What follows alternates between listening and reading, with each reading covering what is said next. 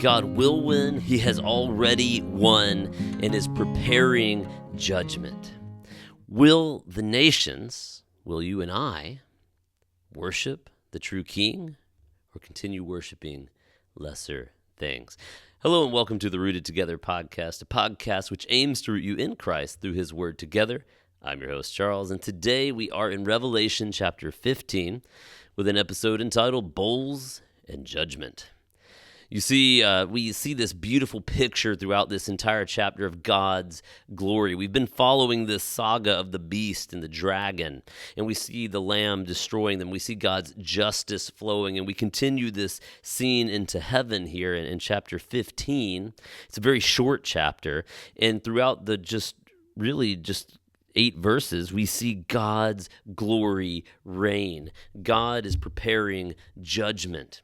Throughout this chapter, we see his glory in that judgment. We see it revealed in the angels and the bowls. And we might go, well, what's really going on? Well, we see it in the destruction of the beast and its image, because the beast has an image that talks and actually can rain down fire from heaven. And we go, that's really weird. And we see God's glory as he reigns over the beast. And particularly one verse that I want to focus in on is verse 5.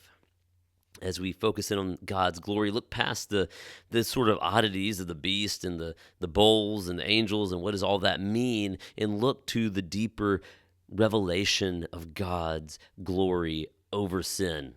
And in verse 5, we have that. It says, "After this I looked, and the heavenly temple, the tabernacle of testimony, was opened."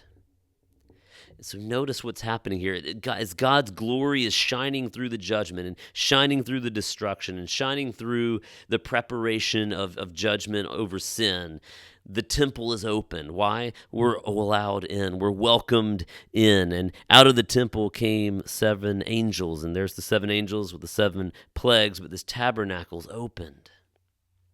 God's glory and justice and power is revealed through that. And as he opens it up, these angels come out carrying these plagues, and that's not good for the world, but what it does mean is that God is glorifying himself through judgment. And God is glorified through judgment. We find that odd. We want a God that only loves, but we realize that God's love has to bring judgment on a sinful world. And we jump then down to verse 8 where it says, "Then the temple was filled with smoke from the glory of God and from his power, and no one could enter the temple until the 7 plagues and the 7 angels were completed." Why couldn't they enter the temple? Not because God wasn't welcoming them in, but because his glory was so overwhelmingly powerful. They couldn't go in. You see, the God we worship, his glory is so overwhelmingly powerful that it will fill that temple. And it's almost, we can't be that close to it. We just have to get that sort of second degree glory as it radiates out. But we see that God will be glorified. And in this chapter, we get to see that. We see evil prevailing in the culture today as we look throughout our world.